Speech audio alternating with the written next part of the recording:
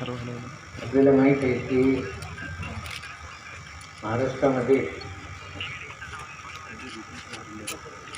महाराष्ट्राची निर्मिती झाल्यानंतर वर्क ॲक्ट 1964 मराठवाडा वर्क बोर्ड हे काम करतात.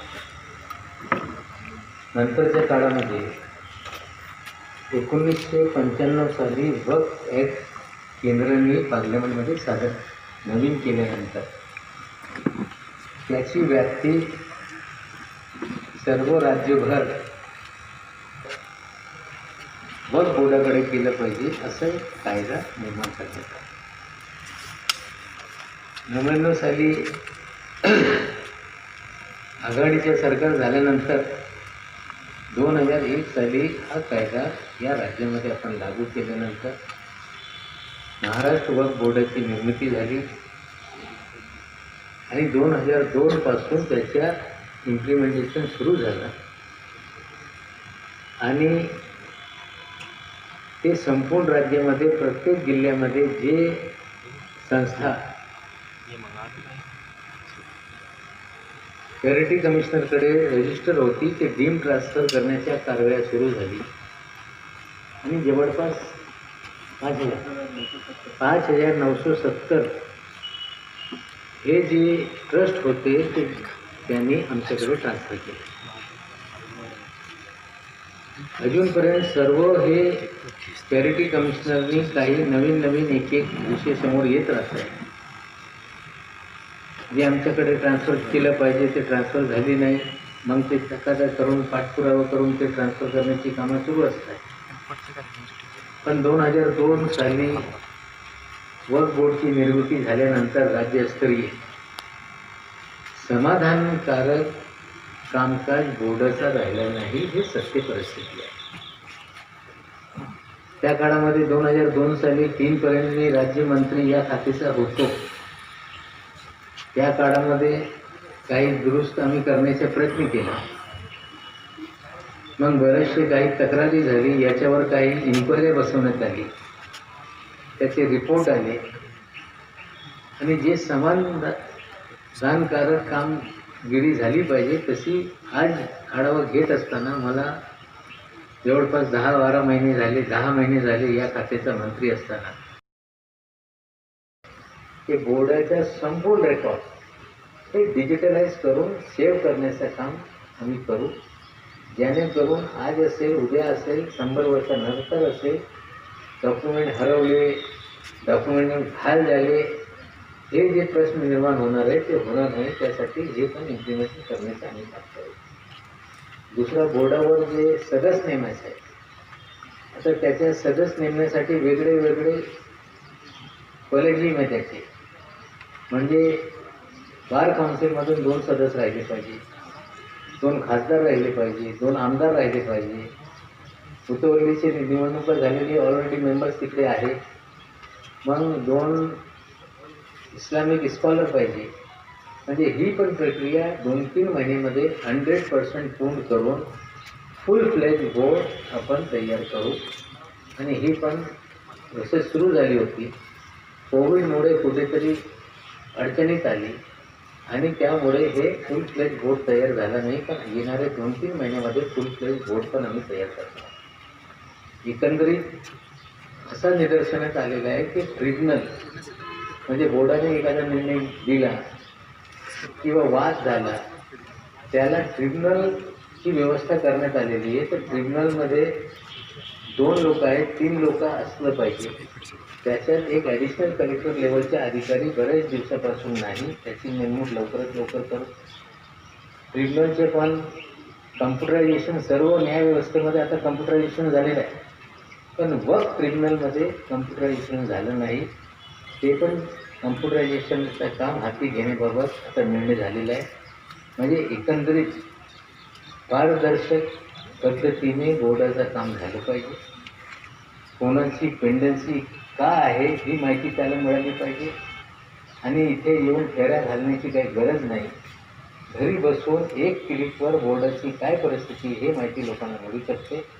त्या पोर्टलमध्ये जे लिगल डिस्प्यूट असतील, समजा ट्रिब्युनलमध्ये केसेस आहे, तर आज किती केसेस आहे, हायकोर्टात असतील तो आज हायकोर्टात किती केसेस आहे, सुप्रीम कोर्टात असतील तर किती केसेस सुप्रीम कोर्टामध्ये, म्हणजे एक क्लिकवर संपूर्ण महाराष्ट्र वक्फ बोर्ड काय आहे लोकांना माहिती मिळेल अशी परिस्थिती निर्माण करण्याचं काम आम्ही करू. की वेगळे वेगळे इश्यू असत आहे टेक्निकली, त्या बाबतीत लोकांची मागणी आहे की परमनंट आम्हाला चीफ ऑफिसर टेम्पररी चार्जमध्ये नको, आम्हाला परमनंट चार्जमध्ये ठेवलं पाहिजे अधिकारी, त्याच्या बाबतीत पण लवकरच निर्णय करू. दुसरी एक आणखीन माहिती देऊ शकतो की महाराष्ट्र वक्फ बोर्डच्या मेन कार्यालय हा मुंबईमध्ये निर्माण होणार आहे आणि मराठवाड्याचे 8 जिल्ह्यासाठी रिजनल वक्फ ऑफिस जे आधीपासून औरंगाबादमध्ये होता तो राहील आणि 8ही रिजनमध्ये आमचे ऑफिसेस निर्माण करू, प्रत्येक जिल्ह्यामध्ये ऑफिसेस निर्माण करू आणि या पद्धतीने ट्रान्सपरंट सगळ्यांना न्याय देणारा बोर्ड असेल या दिशेने काम करण्याची तयारी आमची आहे. आपले काही प्रश्न असतील तर निश्चित रूपाने माहिती देऊ. रीजनल नहीं हो सकता और यहाँ पर हेड ऑफिस है तो इसको बॉम्बे में क्यों शिफ्ट किया जा रहा है, उसके पीछे क्या वजह है? क्यों नहीं हो सकता? पीछे एक वजह है, इफेक्टिव काम नहीं होता.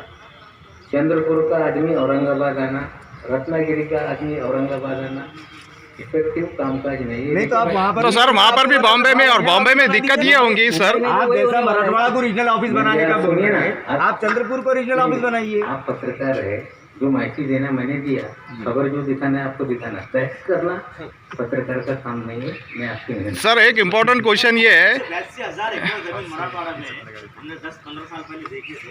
ये जमीन अभी फिलहाल कितनी का है ये लोगों के पास? इसीलिए मैं बोल रहा हूँ कि कंप्यूटराइजेशन करके समाधानकारक काम नहीं है, ये मैंने पहले सवाल किया. इसीलिए पूरी तरह से मराठवाड़ा हो, महाराष्ट्र हो, वक्फ की जमीन के नाजायज कब्जे बड़े पैमाने पे हुए. अभी भी बड़े पैमाने पे गड़बड़ियाँ हैं. उसमें कब्जा करने वाले दीगर से ज़्यादा मुसलमान ही उसके अंदर ज़्यादा ये खुरबुद करने में है. तो जितनी गड़बड़ियाँ है एक एक करके उसको दुरुस्त करना है. आपकी जानकारी के लिए बताता हूँ कि हाजी इस्माइल मुसाफिर खाना का एक मामला चैरिटी कमिश्नर के मातहत नहीं होते हुए भी उस पर ऑर्डर्स हुए, हाई कोर्ट में हार गए लोग. सुप्रीम कोर्ट में वेणुगोपाल जी को खड़ा करके वो मामले में स्टे हुआ और वो टैग हो गया. हमारे आने के बाद जालना की एक कंप्लेंट आई, कोई वहाँ पे मॉल बना रहा है एक मस्जिद की जगह पे, उसको स्टे लगाया, कलेक्टर साहब ने मीटिंग लगाई है. तो जितने भी लोगों से हमारी विनती है, जो जो गलत जानकारी जिसके पास है वो हमें मंत्रालय में सारे कागजात एक एक केसेस के बारे में भेजेगा, तो सब विषय की जांच करके एक एक चीज़ों को दुरुस्त करने का काम करें. कमीशन मिटाया गया था, उससे क्या हो? जो कमीशन बिठाया गया उसकी रिपोर्ट है, उसके जो भी रिकमेंडेशन है उसको निकाला जाएगा. पिछले 5 साल में बीजेपी की गवर्नमेंट में पेंडेंसी बड़े पैमाने पर बढ़ी. कोई जिस तरह से इफेक्टिव काम करना चाहिए था काम नहीं हुआ. जो भी स्टेट कमेटी की रिपोर्ट है उस पर पूरी तरह से अमल करना. सर इसी से रिलेटेड एक क्वेश्चन है, ये एटी के शेख की सिफारिश के ताल्लुक से आपके वक्फ बोर्ड के एक मेंबर है खालिद कुरैशी, कल उन्होंने मैसेज दिए कि वो जो दागदार पहले मेंबर रह चुके हैं जिनके ऊपर बहुत सारे एलिगेशन भी लगे, तो उन्हीं को दोबारा वक्फ बोर्ड में लिया जा रहा है. इस तरह की कोशिशें हो रही है. बिल्कुल किसी को लिया नहीं गया. कोशिशें जारी. जो भी अपॉइंटमेंट होगा वो एक्ट में जो प्रोविजन है, जिनके ऊपर मुकदमे है, जो टार्निश है, वो कोई भी बोर्ड में नहीं है. अच्छा सर मेंबरान का इलेक्शन कब होगा सर, मेंबरान का इलेक्शन कब होगा? अभी तो 3 ही मेंबर है, 7 चाहिए. ऐसा है कि वक्त में बार काउंसिल से 2 लोग हैं हमें जी. अभी 2 मुस्लिम बार काउंसिल के मेंबर है. एक कुरैशी साहब है जो नागपुर के, जिनके ऊपर इल्ज़ामात है, उसे हम नहीं ले सकते. एक दूसरा मेंबर है पठान. तो ये दोनों लोगों को देखकर उसमें जो भी क्लियर होगा उन्हें वहाँ अपॉइंट करेंगे. एक जो एमपीज है, 2 एमपी को अपॉइंट करना है. आज मुसलमान 2 एमपी महाराष्ट्र में हैं, इम्तियाज जलील साहब और जिया खान मैडम. ये दोनों को लेने के लिए हमने लीगल ओपिनियन मांगा है कि यहाँ पे 2 सीट है, 2 ही मेंबर है, डायरेक्ट अपॉइंट कर सकते हैं कि इसका भी इलेक्शन प्रोसेस करना। LNJT से जैसे ही फाइल क्लियर होगी, अगर हमें परमिशन दी गई कि दोनों का अपॉइंटमेंट इमीडिएट करो तो दोनों को अपॉइंट करेंगे। उन्होंने कहा कि प्रोसेस करके इलेक्शन से जाओ तो करेंगे। विधानसभा के 2 मेंबर का प्रोसेस जल्दी हम शुरू करने वाले हैं। तो ये हो गया जो बाय कंपल्सन चीज़ें है। एक सोशल वर्कर की पोस्ट है जो MM शेख साहब की इलीगल अपॉइंटमेंट थी, उनको हमने बर्खास्त किया, वहाँ नया मेंबर आएगा। 2 इस्लामिक स्कॉलर की, एक शिया एक सुन्नी, उसका भी सिलेक्शन एप्लीकेशन मंगा के उसमें बेस्ट जो होगा उनको अपॉइंट करेंगे। अच्छा सर, एक क्वेश्चन और। खालिद साहब ने सीधे तौर पे जो है तो आरोप उनको लगाया हटाया जा रहा है, उन्होंने फाइलें चोरी की है, सारे रिकॉर्ड हमारे पास है, उनको नोटिस भेजा गया और उनको हियरिंग दी जाएगी। वक्फ बोर्ड के फाइलें 6 चोरी की है उन्होंने, पिछले 2 साल से फाइल अपने घर में रखे हुए थे, लगातार तकाजा करने के बाद फाइलें नहीं दे रहे थे। अब उनको नोटिस गई है कि जो जो आप गलतियां कर रहे हैं उसका जवाब दो। भारतीय जनता पार्टी का वो अपॉइंटमेंट इलीगल था और उसके जरिए पूरे बोर्ड को बर्बाद करने का काम हो रहा था। फाइलें चोरी की जा रही थी, नोटिस गई है और नोटिस देने के बाद क्या जवाब आएगा, अगर क्रिमिनल एक्ट होगा तो मुकदमा भी दर्ज करेंगे, गिरफ्तारी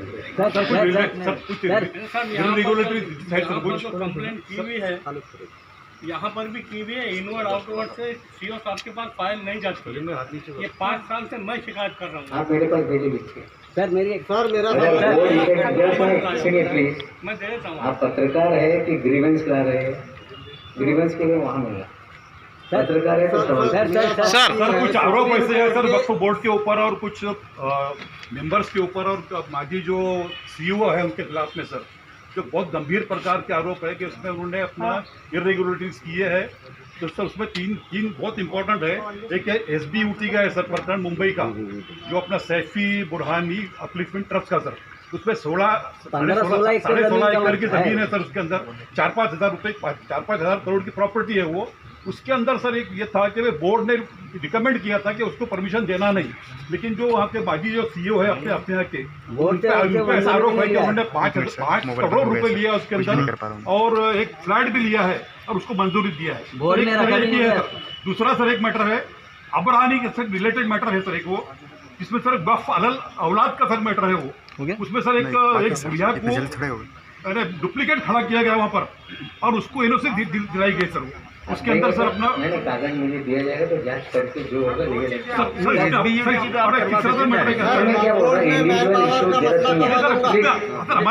बीइंग अ रिपोर्टर, जरा सुनिए, आप सवाल कीजिए, जरा आप सुनिए ना, आप देखो आप पत्रकार के कोई भी आदमी पॉलिटिकल नहीं चाहिए मिनिस्टर के अलावा।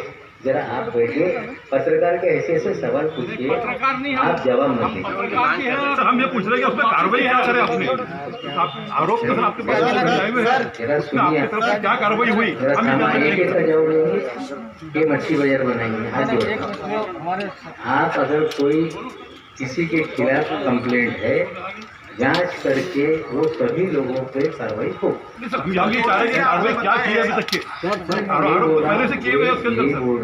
आरोप जो भी किए गए उसकी जांच होगी और जांच करके कार्रवाई की जाएगी।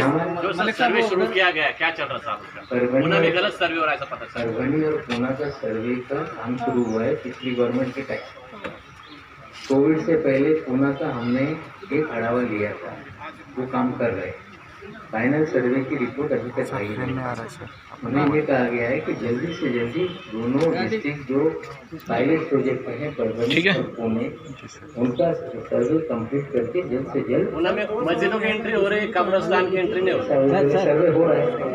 एक बार सर्वे आएगा उसको पब्लिश करेंगे, पब्लिश करने के बाद लोगों को मौका दिया जाएगा कि अगर कुछ छूटा हुआ है तो आप सजेस्ट करो, कुछ गलत तरीके से आया है तो ऑब्जेक्ट करो। ऑब्जेक्शन सजेशन का प्रोसेस करके गजट निकलता है।